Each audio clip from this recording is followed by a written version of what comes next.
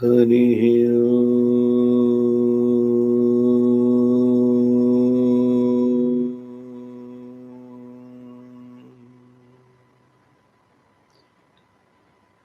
वरहापीनं नटवरवपुः कर्णयोः कर्णिकारम् बिभ्रद्वासः कनककपिशम् वैजयन्तीं च मालाम् रन्ध्रान् वेणोदधरसुधया पूरयन् गोपवृन्दैः वृन्दारण्यं स्वपदरमणं प्राविशद्गीतकीर्ति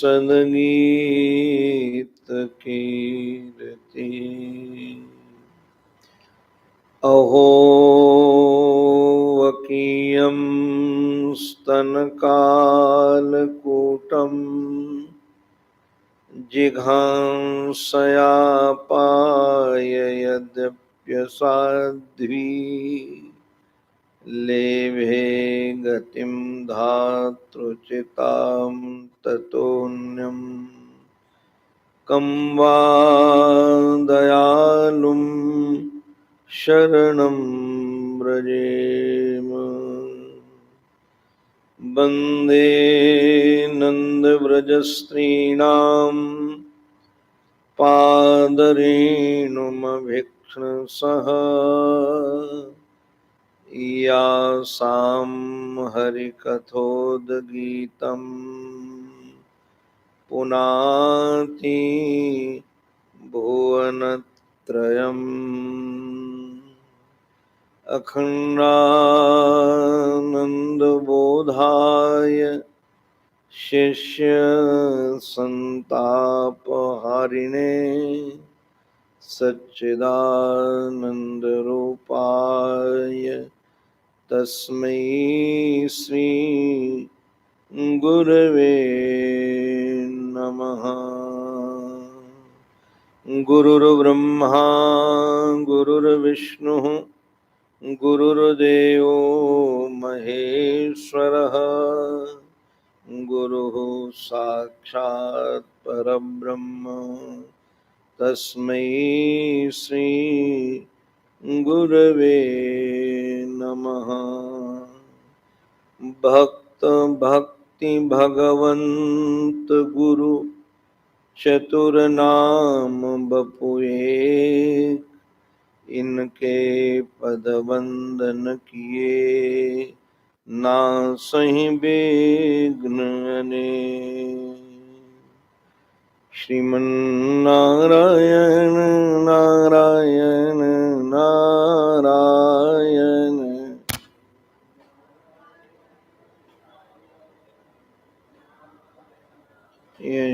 श्रीमन्नारायण नारायण नारायण श्रीमन्नारायण लक्ष्मी नारायण नारायण नारायण लक्ष्मी नारायण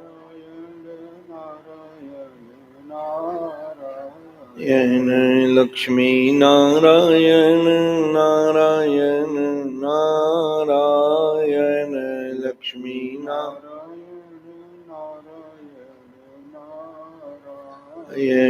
श्रीमन्नारायण नारायण नारायण श्रीमन्नारायण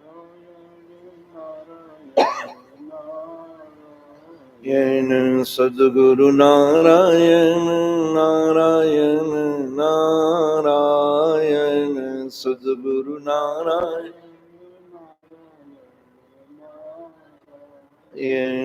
सद्गुरु नारायण नारायण नारायण सद्गुरु नारायण येन श्रीमन्नारायण नारायण नारायण श्रीमन्नारायण येन भजमन्नारायण नारायण नारायण भजमन्नारायण येन भजमन्नारायण नारायण नारायण भजमन्नारायण येन श्रीमन्नारायण नारायण नारायण श्रीमन्नारायण येन श्रीमन्नारायण नारायण नारायण श्रीमन्नारायण येन बोलो भक्तवत्सल भगवान की सद्गुरुदेव भगवान की श्री नृत्य गोपाल भगवान की जय जय श्री राधे जय जय श्री राधे जय जय श्री राम। जीवन धन जीवन सर्वस्व परमाराध्य श्री महाराज श्री के युगल चरणारविंदों में साष्टांग प्रणिपात। परमादरणीय अनंत श्री समलंकृत श्री प्रेमपुरी जी महाराज के श्री चरणों में बारंबार वंदन। आदरणीय पूज्य बाबा जी, भैया जी, पूज्य विद्वत वृंद, भूदेव वृंद, अपने अपने आराध्य की आराधना में संलग्न आराधक साधक वृंद, भक्त वृंद एवं मातृशक्ति, आप सबके रूप में अपने आराध्य की ही अनेकानेक आकृतियों का दर्शन करता हुआ आप सबके भी चरणों में भी मैं बारंबार वंदन करता हूं। यह समस्त संसार उस परमात्मा के संकल्प का चमत्कार है। तदैक्षत एकोहम बहुश्यामी, उसने ईक्षण किया कि मैं एक से अनेक हो जाऊं। वह एक ब्रह्म अनेकानेक रूपों में तुरंत प्रकट हो गया और ये संसार का क्रम उसी दिन से प्रारंभ हो गया। परमात्मा तो अपनी लीला का रस लेते रहे, ले रहे हैं, लेते रहेंगे, और उनके ही अंश से उत्पन्न होने वाला ये जीव अपने को कर्ता मान बैठा, इसलिए फिर उस फल का भोक्ता भी बन गया। और अनादिकाल से लीला चल रही है। पहले कर्म करता है, शुभ या अशुभ, अब उस कर्म के फल को प्राप्त करने के लिए नाना प्रकार की योनियों में जाता है। कभी कुकर बनता है तो कभी सूकर बनता है, कभी चींटी बनता है तो कभी वृक्ष बनता है,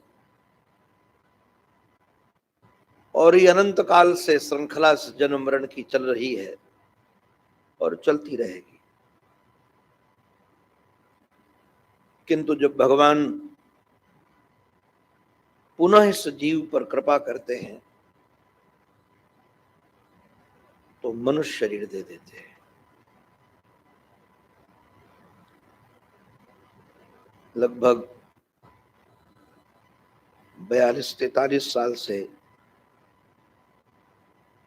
संतों की शरण में पड़ा हूं।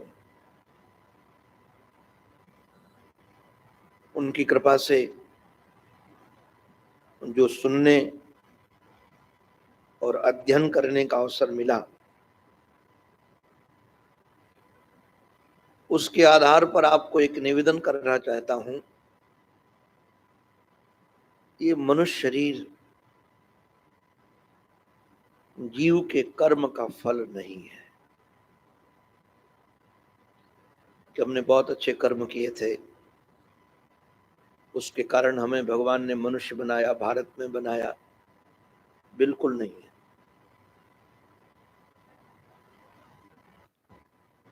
किस कर्म से व्यक्ति वृक्ष बनता है, सूकर बनता है, सर्प बनता है, बिच्छू बनता है, उन कर्मों का वर्णन है। किंतु किस कर्म से मनुष्य बनता है, हमें दोबारा मनुष्य शरीर प्राप्त हो और दोबारा हम महात्मा बन करके कथा करें, यदि हम चाहें तो हमारे हाथ में नहीं है। आप चाहें कि दोबारा हम इसी वंश में उत्पन्न हो जाएं, आपके हाथ में नहीं है। और मनुष्य शरीर के बाद मनुष्य शरीर ही मिलेगा, यह भी संभव नहीं है। तो मनुष्य शरीर मिलता कैसे है? कबहू करी करुणा नर देहि, आकर 4,84,000 योनि भ्रमत यह जीव अविनाशी, कबहू करी करुणा नर देहि। 4 प्रकार की खानों में 84 लाख प्रकार की योनियों में ये जीव घूम रहा है। वो कभी करुणा हो जाती है, तो कभी हमें हिमालय में कथा कहने का अवसर मिलता है, साल में जाते हैं तो सुबह सुबह कभी घूमने निकलते हैं। बड़े बड़े वृक्ष, गगनचुंबी वृक्ष दिखते हैं, हरे भरे। तो मैं उन वृक्षों के पास कई बार जाता हूं, उनको छूता हूं और छू करके कहता हूं कि निश्चित रूप से तुम पहले जन्म में महात्मा तो रहे हो। अगर महात्मा न होते तो हिमालय में क्यों पैदा होते? किसी मरुस्थल में पैदा होते, दूषित वातावरण में पैदा होते जहां सांस लेने में भी तकलीफ। ऐसे स्वच्छ वातावरण में तुम पैदा हुए तो थे तो महात्मा ही। अब कितने काल तक वृक्ष रहोगे कुछ पता नहीं है। तो ये जो मनुष्य शरीर है, निश्चित रूप से भगवान की कृपा का फल है। और एक बात और भी कह दें,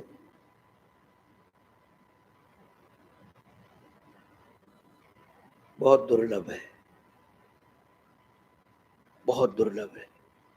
धन दुर्लभ नहीं है, मान प्रतिष्ठा भी दुर्लभ नहीं है। दुर्लभ यदि कोई वस्तु है तो दुर्लभो मानुषो देहो। किंतु इसमें एक दुर्बलता भी है। दुर्लभ के साथ एक दुर्बल चीज है। क्या दुर्बल है इसमें? पता नहीं किस मोड़ पर जिंदगी की शाम हो जाए। और तैयारी करते हैं लोग, इतने वर्ष जिएंगे, इतने वर्ष जिएंगे। हमें कल सूचना मिली 50 वर्ष के होंगे सज्जन, सो रहे थे। सुबह लेट सोए, कल सुबह की घटना है। सेवक ने उनको जगाया, बच्चे बाहर पढ़ते हैं, पत्नी का देहावसान हो गया, बाबू बहुत देर हो गई। उठे और खड़े हुए और गिर गए और प्राण निकल गए। नाम देते रहो, क्या हुआ क्या हुआ क्या हुआ। ये शरीर की दुर्बलता है। दुर्लभ ये है कि भगवान की कृपा से मिलता है, और दुर्बलता ये है कि कल का कौन कहे, पल का पता नहीं। तो करें तो क्या करें? हरि से लागा रहो भाई, तेरी बनत बनत बन जाई। ये महर्षि गुनगुनाते रहते, हरि से लागा रहो रे भाई, तेरी बनत बनत बन जाई। प्रयास करके हरि से लगे रहो, जुड़े रहो। एक मौका मत छोड़ो, जुड़ने का मौका मिले तो तुरंत जुड़ो। हरि से लागा रहो रे भाई, तेरी बनत बनत बन जाए। तो हरि से कैसे लगे रहें? हरि से लगे कर रहने का साधन क्या है? कैसे लगे? क्या दिन भर सत्संग में बैठे रहे, कि दिन भर माला लेके बैठ जाएं, कि अमुक प्रकार का तिलक लगा ले, या अमुक प्रकार का वस्त्र पहन ले। आजकल होता है, अमुक प्रकार की टोपी लगा लो तो अमुक प्रकार के संप्रदाय में शामिल हो गए, या अमुक प्रकार का वस्त्र पहन लो तो संप्रदाय में शामिल हो गए। तो कैसे हरि से लगे रहे? तो जिसकी चर्चा विगत कई वर्षों से पूज्य बाबा जी भैया जी कर रहे हैं, भक्तमाल। ये भक्तमाल का मंगलाचरण है, हरि से लगे रहने का सर्वश्रेष्ठ साधन।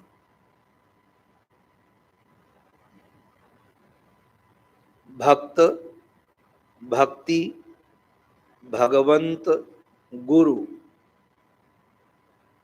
गजब का खेल है। इनमें से किसी से एक से लग जाओ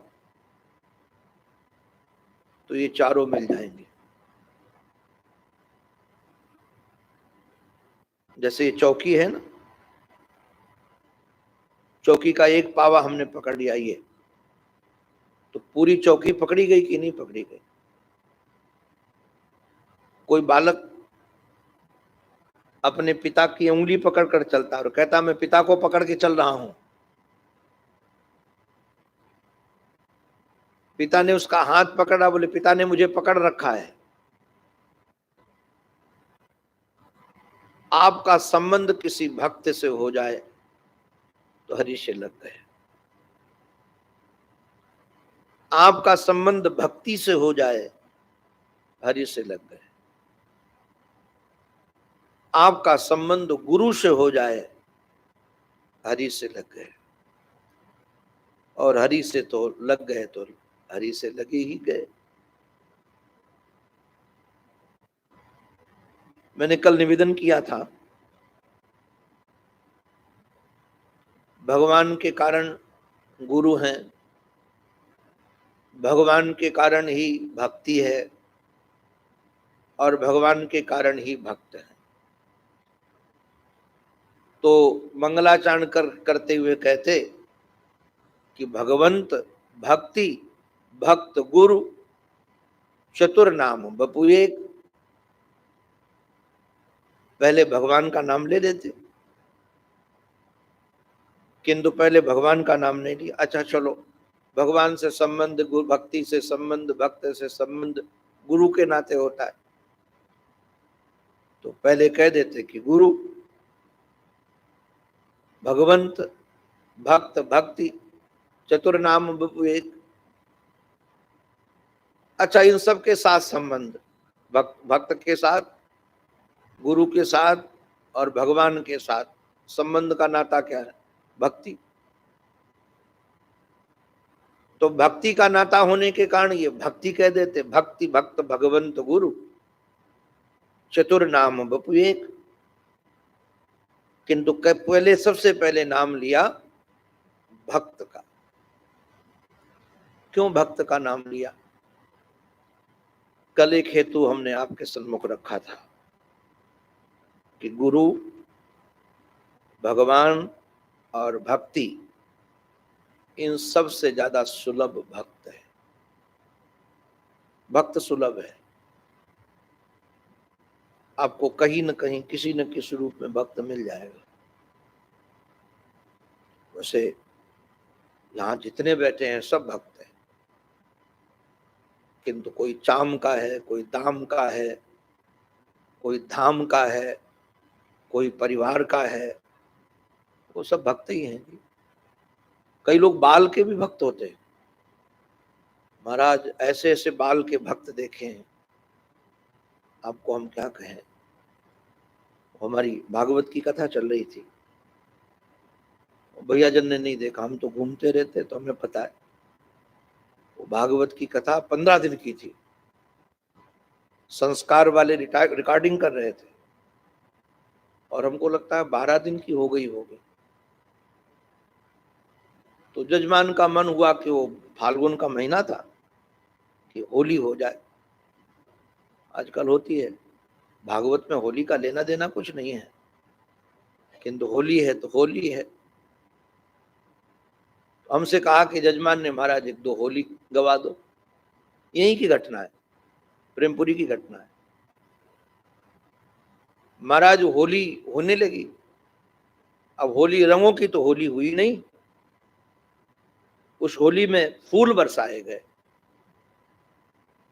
और जजमान के पत्नी के बालों में फूल अटक गए। वो डाले गए तो फूल अटक गए। वो बेचारी कथा सुनना भूल गई, बालों में अटक गई और सन्मुख बैठी। हमको करुणा भी जगी, थोड़ा गुस्सा भी लगा कि मैं इतनी देर से कथा कह रहा हूं बाबरा बनकर, और वो बालों में अटकी है। बार बार बाल बार फूल फूल फूल। अरे हमने कहा, बाबरी मैया बाद में निकाल लेना, शांति से सुन। अब तो हम संतों के साथ बचपन से रहे तो थोड़ा अमीरों की गुलामी चित्त में नहीं है।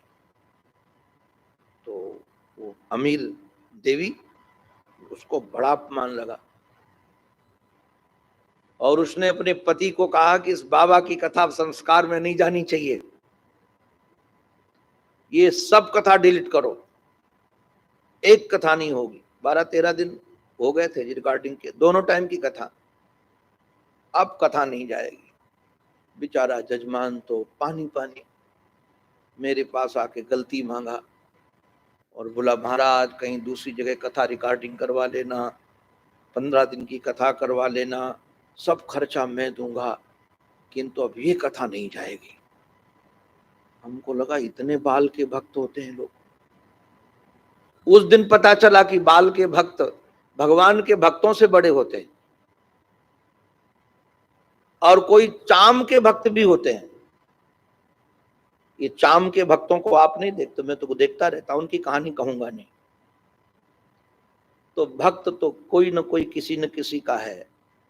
तो यहाँ कई लोग, अभी आया नहीं, एक नाती का भक्त है, एक पोते का भक्त है। उसके लिए भजन पूजन सब छोड़ करके सुबह से शाम तक पोते ही खिलाता रहता है। जीवन इतना बहुमूल्य है, आपको क्या कहें। किंतु सब कुछ भूल करके उसी में लगे। वो हमारे यहाँ गांव की तरफ कहते हैं, एक सज्जन अपने बेटे के बेटे को खिला रहे थे। वो उस समय तो वाइपर बांधते नहीं गांव में, तो ऐसे उछाल रहे थे। उसने अपनी धार बहा दी और बाबा के महाराज मुख पर गिरी और उन्होंने धोया भी नहीं। कोई परवाह नहीं। किसी ने कहा क्या बात है, बोले पूत को मूत प्रयाग को पानी। ये सब रागवानों की है कहानी, ये सब रागवानों की कहानी है। इतने राग रंजित चित्त वाले लोग हैं, कोई न कोई किसी न किसी का भक्त है। किंतु इन भक्तों की कथा भक्तमाल में नहीं कही गई है। अच्छा जरा ध्यान रखना, वो माला बनाना होता ना, माला, अच्छा 4 को ही क्यों लिया गया? 5 ले लेते, 3 ले लेते, 2 ले लेते, गुरु और भगवंत में सब कुछ आ जाता। गुरु भक्त भी हैं, भगवान भी हैं, हृदय में भक्ति भी है, 4 को लेने की जरूरत नहीं थी। किंतु गुरु जी ने आज्ञा की है, अग्रदास जी ने आज्ञा की गुरु जी को, श्री नारायण दास जी को, कि भक्तमाल बनाओ।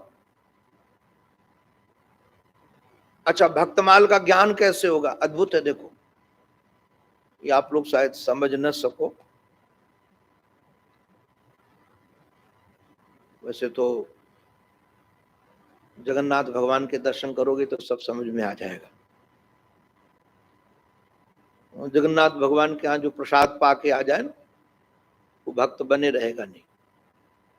वहां सबका उच्छिष्ट मिलता है खाने, और उच्छिष्ट को उच्छिष्ट मानते। जब गुरुजी ने इनको भक्तमाल बनाने की आज्ञा दी तो इन्होंने कहा मैं तो पठित हूं नहीं और मुझे भक्तों के बारे में क्या जानकारी है। उन्होंने कहा कि तुम संतों भक्तों का उच्छिष्ट खाओ, उनका प्रसादी लो, जूठन प्रसादी लो। इस प्रसादी के ही बल से तुम्हारी मति पवित्र हो जाएगी, और जिस भक्त का चरित्र लिखने के लिए बैठोगे वो भक्त स्वयं अपना चरित्र तुमको आकर बताएगा, किसी युग का भक्त भी क्यों ना हो। तो संतों के उच्छिष्ट प्रसाद से, भक्तों के उच्छिष्ट प्रसाद से इनकी मति पवित्र हुई है। इसलिए अच्छा दूसरी बात ध्यान रखो, माला में जो मनका लगे होते हैं, जैसे रुद्राक्ष की माला है, तो रुद्राक्ष की माला को रुद्राक्ष की माला क्यों कहते हैं? क्योंकि उसमें रुद्राक्ष के मनके लगे हुए हैं। तुलसी की माला को तुलसी की माला क्यों कहते हैं? क्योंकि तुलसी के मनके उसमें हैं। स्फटिक की माला को स्फटिक की माला क्यों कहते हैं? मोती की माला को मोती की माला क्यों कहते हैं? क्यों उसमें मोती लगे हैं, उसमें स्फटिक लगे हैं। तो माला में होती हैं 4 चीजें, ध्यान रखना। माला बनाने के लिए 4 चीजें चाहिए। क्या क्या चाहिए? सबसे पहले चाहिए तो मनका, और दूसरे चाहिए उस मनके से मनके को जोड़ने के लिए धागा,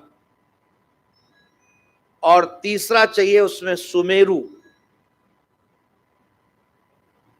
मानो 108 मनकों की माला है, तो 108 मनकों की माला इधर से जाकर एक बीच में मनका जो होगा नवा माला, उसके बीच से धागा निकलेगा।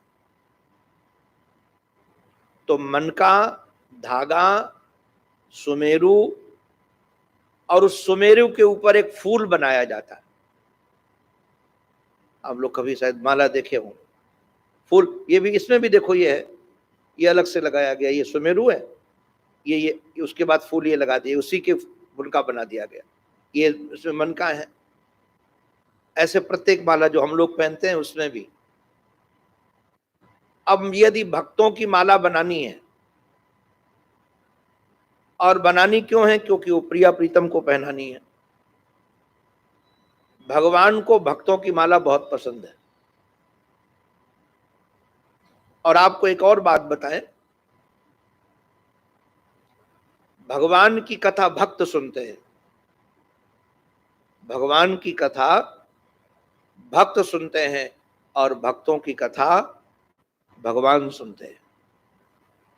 जहां जहां भक्तमाल होता है, यहाँ भगवान को बैठ के सुनना पड़ेगा, उनको रस मिलेगा। इसका प्रमाण भक्तमाल के महात्म में भी है।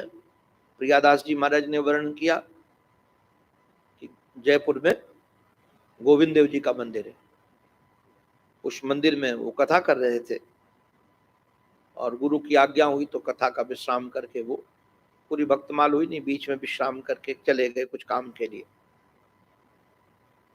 अब कुछ दिन के बाद लौट करके आए तो मंगलाचरण करके श्रोताओं से पूछा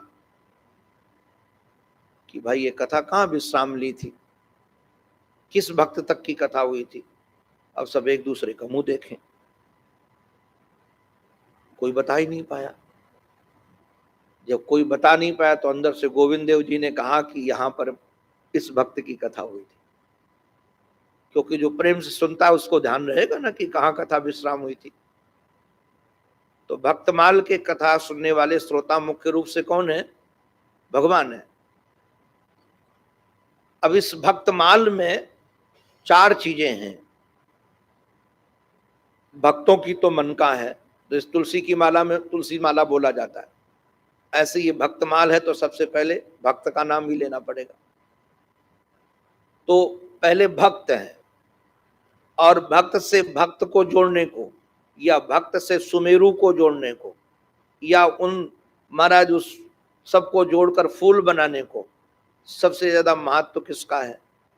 धागे का।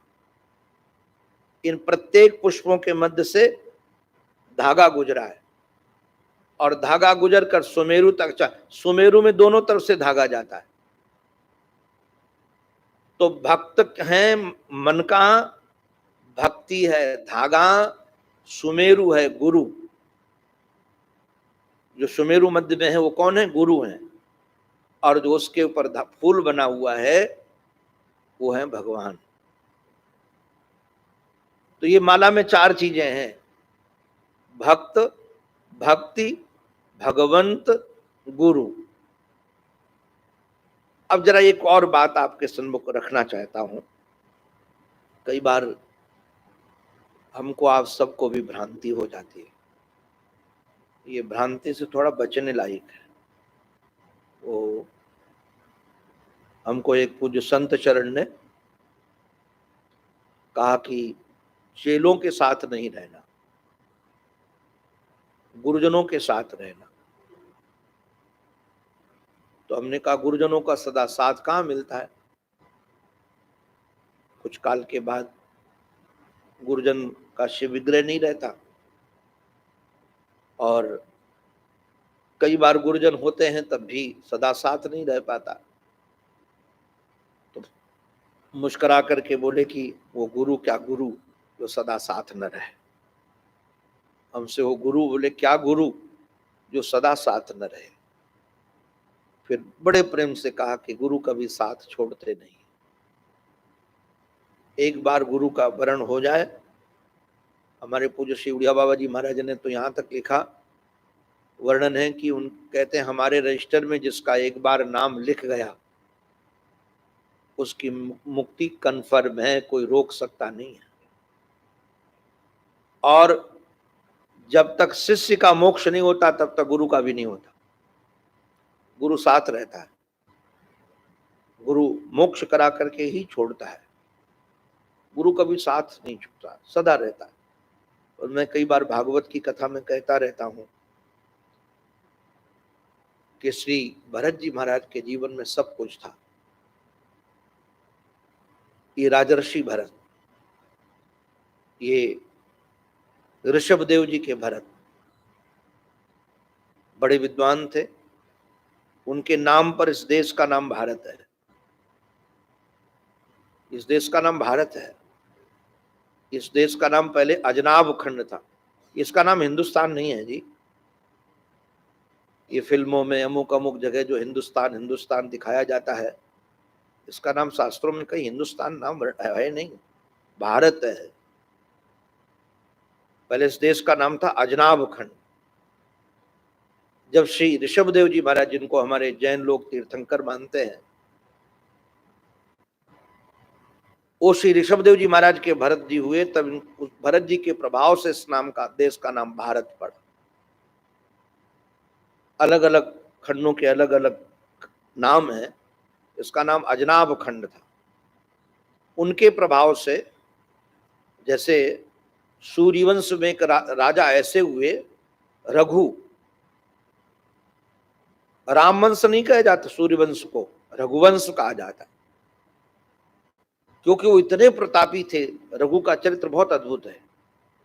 ये सूर्यवंश में ही रघु हुए, जैसे चंद्रवंश में यदु हुए, जिससे यदुवंश चल गया।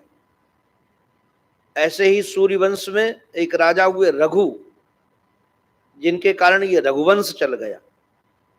ये रामवंश नहीं, कृष्ण वंश नहीं है।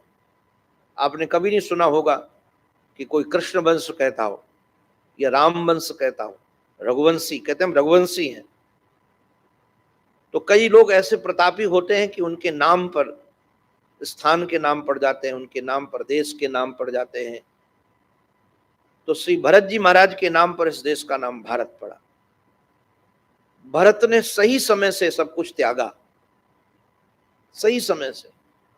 उनके त्याग में कमी नहीं थी, किंतु उनका मोक्ष नहीं हो पाया। उनको हिरण बनना पड़ा, आंगिरस गोत्री ब्राह्मण के यहां जन्म लेना पड़ा। उसका एकमात्र कारण था कि उनके जीवन में गुरु नहीं थे। यदि गुरु होते तो कभी उनका पतन नहीं होता। तो महात्मा कहते थे कि गुरु शरण में रहो। बोले गुरु शरण रहने में एक फायदा है। क्या फायदा है? ये चेला लोग ना कहेंगे गुरु जी आप ही भगवान हो, दिल्ली सरोवा जगदीश सरोवा। ये जितने जितने बड़े बड़े महात्माओं की लुटिया डूबी है, उसको डुबाने वाले चेला लोग हैं। चारों तरफ खड़े होकर हरे गुरुजी हरे गुरुजी हरे गुरुजी। हे भगवान, गुरुजी क्या हो गए? लुटिया डुबो दो गुरुजी की। आप भगवान हो, आप सर्व समर्थ हो, आप ईश्वर हो। ठीक है, स्तुति आपकी दृष्टि से, सामने वाला चूक गया। इसलिए गुरुजनों के समीप जब रहते हैं तो गुरुजन आईना दिखाते रहते हैं, बताते रहते तुम अपनी औकात में रहो। मैं ये बात आपको इसलिए कह रहा हूं क्योंकि मुझे भक्त की व्याख्या करनी है। कहीं आप लोग ये ना समझ रखना कि हम भक्त हैं। भक्त की पहचान क्या है? पहले देखो भाई, सब चमकदार वस्तुएं सोना नहीं होती है। सोने का पता लगाना हो तो कसौटी पर कसना पड़ेगा। ऐसे समीप में रहने वाले व्यक्ति का पता लगाना हो, व्यक्ति बहुत दिन तक का पास में रहता है तब तक पता चलता है व्यक्ति का। व्यक्ति बसे सोना कसे। तो भक्त की पहचान क्या है? अभी कुछ बाबा जी ने बहुत बढ़िया महर्षि की व्याख्या है। भागो भक्ति, भंजनम भक्ति, रशनम भक्ति, भंजनम भक्ति। ये भक्त किसे कहते हैं? संस्कृत में शब्द है भक्तम।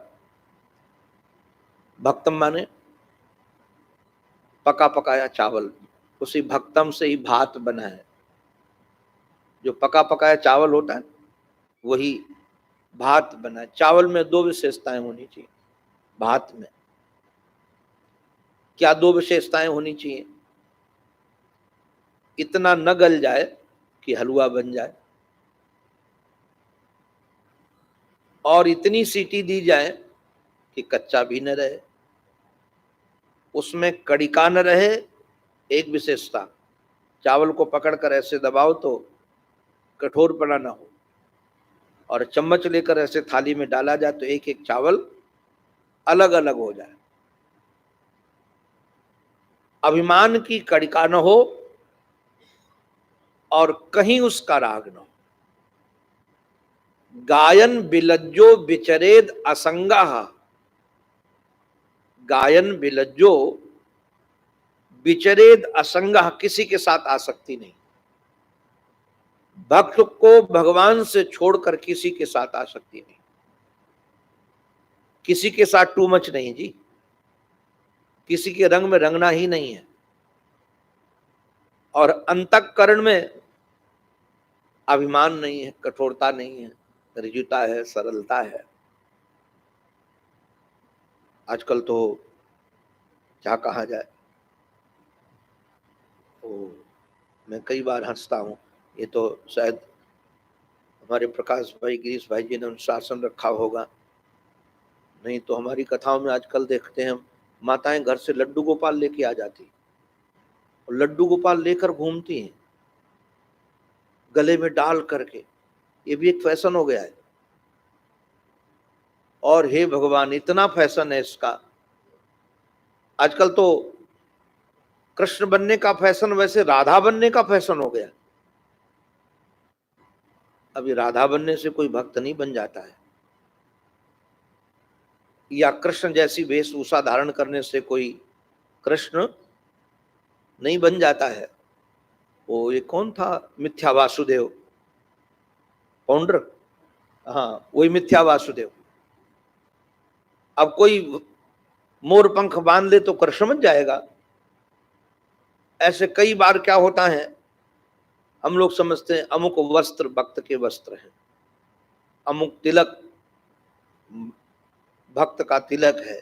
मैं किसी तिलक का विरोधी नहीं हूं, न किसी वस्त्र का विरोधी हूं, भगवत कृपा से मुझे सब प्रिय हैं और सबको वंदन है। किंतु मैं शास्त्रीय बात कह रहा हूं, भागवत में भक्त की पहचान में कहीं वस्त्रों का वर्णन नहीं। एकादश स्कंद में नवयोगेश्वर संवाद में भक्तों का वर्णन है, और उस भक्तों के वर्णन में 3 प्रकार के भक्त हैं। 3 प्रकार के भक्त कौन है? पहले नंबर के भक्त तो हैं सर्वत्र भगवत दर्शन करते हैं, भगवान के अतिरिक्त दूसरा कोई नहीं है, उत्तम भक्त है। और ईश्वरे तदधीनेषु मानवालुषेषु दुसस्सु च प्रेम मैत्री कृपापेक्षा यह करोति स मध्यमः। ईश्वर से प्रेम और ईश्वर के प्रेमियों से मित्रता, और जो नासमझ लोग हैं उन पर कृपा, और जो शरीर से द्वेष करने वाले हैं उनकी उपेक्षा। ईश्वरे तदधीनेषु बालुषेषु दुसस्सु च प्रेम मैत्री कृपापेक्षा यह करोति स मध्यमा। वो मध्यम भक्त है। अब अपना नंबर मिला ले कि हमको सर्वत्र यदि भगवत दर्शन हो रहा है तो हम उत्तम भक्त हैं, और ईश्वर से तो हमारा प्रेम है, और ईश्वर के जो भक्त लोग हैं उनके साथ हमारी मैत्री है, ना समझ लोगों पर कृपा, और जो द्वेष करने वाले हैं उनसे दुश्मनी नहीं, उनकी उपेक्षा। सच्ची मार कबीर की चित से दिया उतार।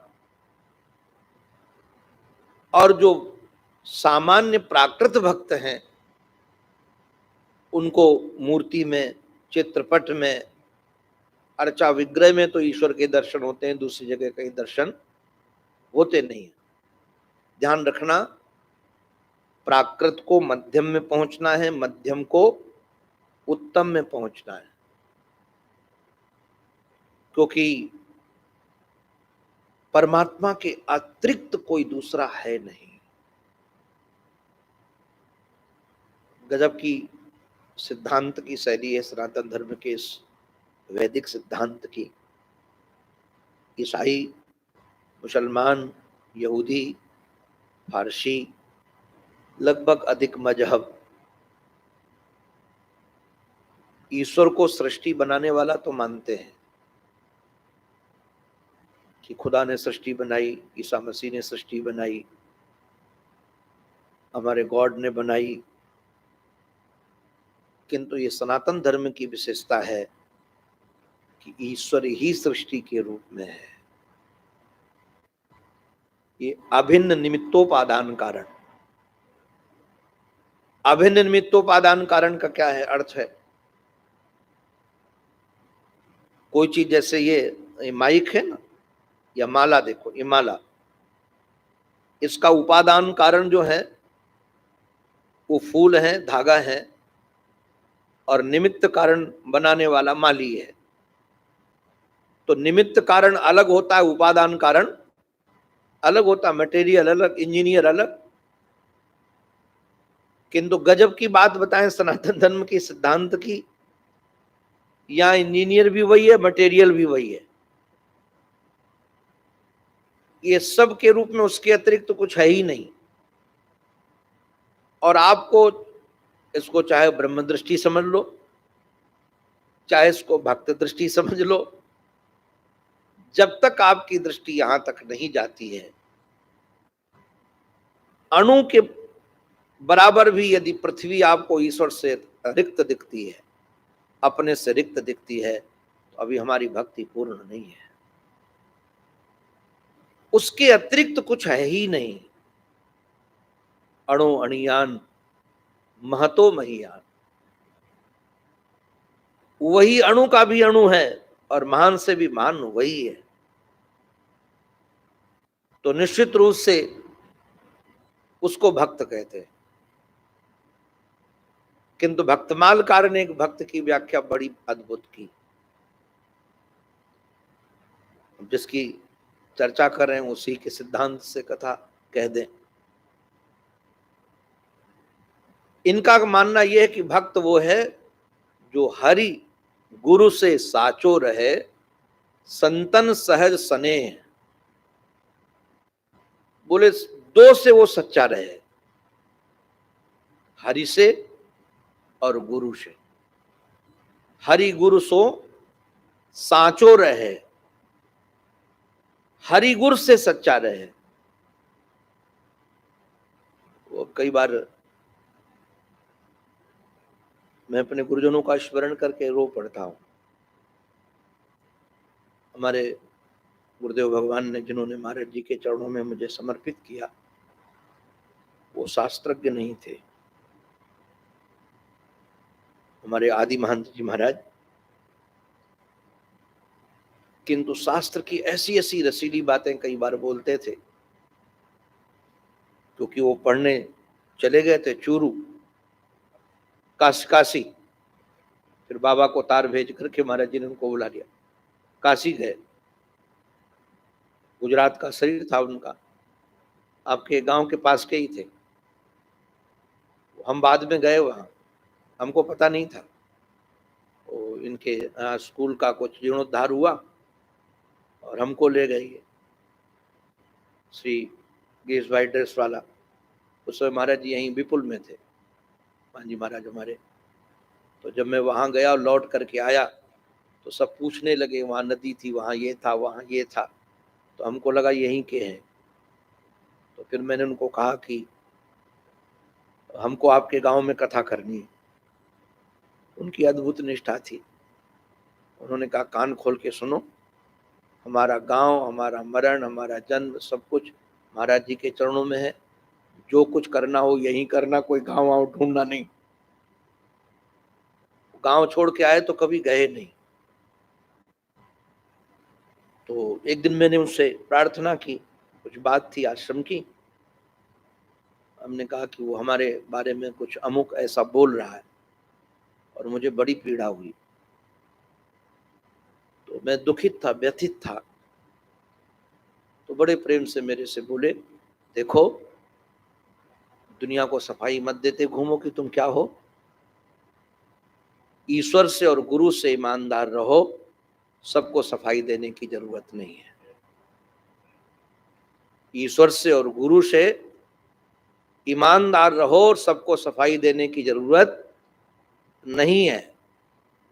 जब मैं शास्त्र का अध्ययन कर रहा था और ये पढ़ने को मिला कि हरि गुरु सो साचो रहे, संतन सहज स्नेह, तो हमको लगा यही तो वो कह रहे थे। तो जो मैं बता रहा था, जब चले गए तो जरूरत पड़ी तो बुला लिया बाबा जी को, तार भेजा, कहा भेज दो उनको। जब आए बोले पढ़कर क्या प्राप्त करना चाहते हो? जो पढ़कर प्राप्त करना चाहते हो हम तुम्हें बिना पढ़े देते हैं। जो पढ़कर तुम प्राप्त करोगे बिना पढ़े, और बिना पढ़े उनको दे दिया। हमारे भगवत्पाद शंकराचार्य भगवान के एक शिष्य उस सेवा में लगे रहते। एक दिन पाठ में देरी से आए आदि गुरु शंकराचार्य, तो जब तक पाठ नहीं आया तब तक उस शिष्य ने तो पाठ ही नहीं चलाया। अन्य शिष्य का हो तो मूर्ख आदमी, उसकी काय को प्रतीक्षा करते हो? महाराज उस उनके संकल्प से इतने बड़े विद्वान बने, कुछ पूछो नहीं। तो गुरुजनों के संकल्प में बड़ा सामर्थ्य। तो कई बातें हम उनको स्मरण करते हैं तो हमको लगता है ये तो इस शास्त्र की बात बोलते थे, वो तो इस शास्त्र की बात बोलते थे। तो भक्त माने जो हरि और गुरु से साचा रहे। अब हरि और गुरु से साचे कैसे रहे? कई बार हरि गुरु से साचा नहीं रह पाते हैं। वो भक्तमाल में वो वर्णन है, एक भक्त का व्यापार गड़बड़ा गया। ये तो आने जाने वाला मामला है, कभी धन खूब आता है कभी चला जाता है। तो बड़ा दुखी, तो इष्ट के पास रोता रहता था और कहता था कि एक बार आप कृपा कर दो, गलती हो गई मेरे से, और एक बार दे दो तो खूब अन्न क्षेत्र चलाएंगे, खूब संतों की सेवा करेंगे, खूब कीर्तन करवाएंगे, खूब सत्संग करवाएंगे, एक बार कृपा कर दो। और कृपा हुई, फिर फैक्ट्री चल गई, खूब धन आ गया। अब धन इतना आया और धन के मद में इतना चूर हुआ कि ठाकुर जी के मंदिर को भी गोदाम बना दिया। जो घर में मंदिर वाला कमरा था ना, उसको भी गोदाम बना दिया, उसमें भी माल भर दिया, देना लेना सब बंद कर दिया। अब कुछ देना लेना नहीं, दान भी बंद, पूजा भी बंद। तो भगवान साधु के वेश में आए, और जब साधु के वेश में आए तो कहा कुछ दे दो, तो नौकरों से मारकर भगवा दिया। अब जब मारकर भगवा दिया तो बाद में लग गई आग गोदाम में और सब माल जलकर राख हो गया। अब भगवान के पास जाके रोने लगा, बोले महाराज, तो बोले तूने मेरे को कहा था मिलेगा, तो तूने तो कुछ दिया नहीं, तो हमने भी आग लगा दी। तो हरि गुरु सो साचो रहे। और एक और भी प्रार्थना है, भक्त लोग लगभग करते हैं फिर भूल जाते। जब जहां कोई पीड़ा होती ना अपने को, बस नहीं करना चाहिए। कोई अभाव है, कोई कष्ट है, तो जिस मंदिर में पहुंचेंगे, जहां पहुंचेंगे वहां मन्नत मानकर आ जाएंगे। आएंगे तो इतने लड्डू चढ़ाएंगे, फिर यहाँ दर्शन करेंगे, एक बार पूरा हो जाए। और इतने मंदिर हो जाते हैं फिर किसी की याद ही नहीं रहती है। अब एक मंदिर हो तो पूरा करें, साल भर में जितने मंदिरों में गए वहां मन्नत माना है। उस समय दुखी होते हैं और दुखी होते में मन्नत मानते जाते हैं, और जहां सुखी हो जाते हैं तो सब मन्नतें भूल जाती है। तो इसका नाम भक्त नहीं है। भगवान से प्रार्थना तो करे, किंतु ये सौदा न करे कि ये कर दोगे तो ये करूंगा। क्या भगवान तुम्हारे सवा मन के लड्डू के भूखे हैं? भगवान तो मांगते नहीं कि सवा मन लड्डू चढ़ाओ। आप ही कह के आए थे सवा मन लड्डू चढ़ाएंगे और आप ही निकल गए। इसका नाम भक्त नहीं। जो गुरु कह दे, हरि गुरु सो साचो रहे। और महर्षि ने तो उसको बहुत रसीले ढंग से सुनाया है। सिलपिल्ले भगत की कथा, वो पटना में एक माता जी थी, भक्तमाल में तो उसका पूर्ण वर्णन है।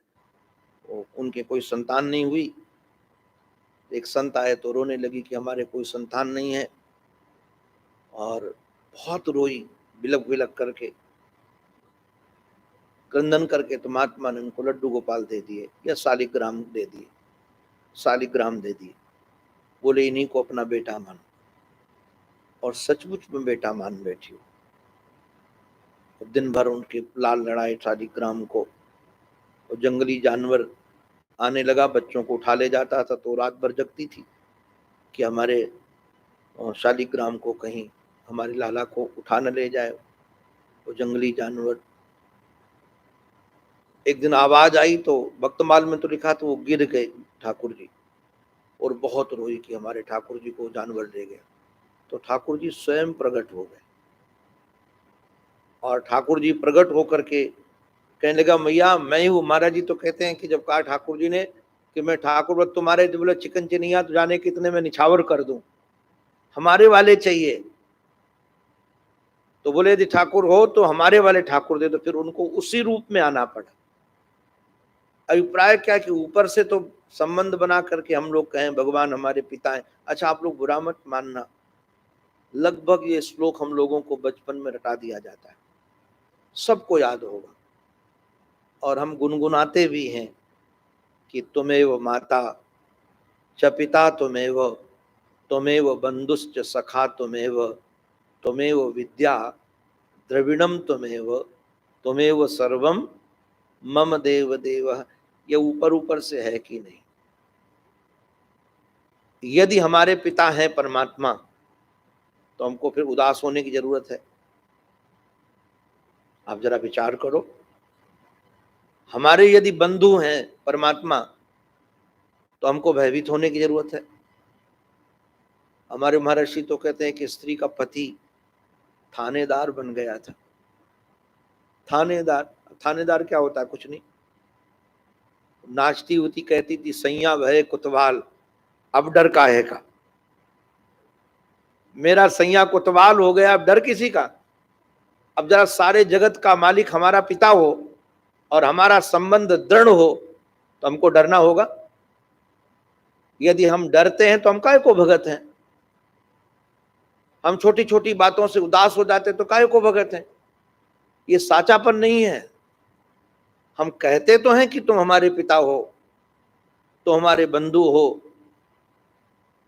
सब कुछ कहने के बाद भी ये साचापन नहीं उनके साथ। तो हरि गुरु सो साचो रहे, संतन सहज सने, संतों के साथ सहज सने रहे, उसी का नाम भक्त है। तो आप स्वयं भक्त बने। देखो हम लोग भक्तों की खोज में हैं कि कोई भक्त मिल जाए तो हमारा काम बन जाएगा। आप स्वयं भक्त बने और यदि हम भक्त बन जाएंगे तो हमारा काम बना बनाया है। इसलिए भक्त भक्ति भगवंत गुरु चतुर नाम बपु एक, इनके पद वंदन किए नासहि विघ्न अनेक।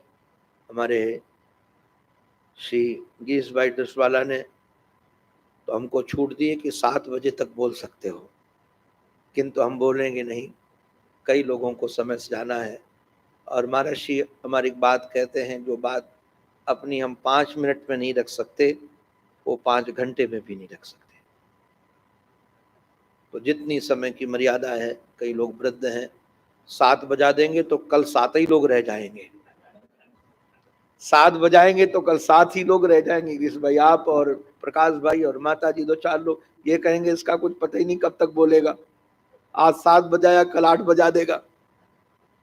अच्छा हमने देखा जो समय मिलता है ना कथा में, उसके बाद ये तो कथा होती है तो अधिकतर घड़ी पर दृष्टि होती, अभी 7-6 बज गए, ये छोड़ा नहीं इसने, वो कब छोड़ेंगे, पता नहीं क्या हो गया है, इनके पास घड़ी है कि नहीं है।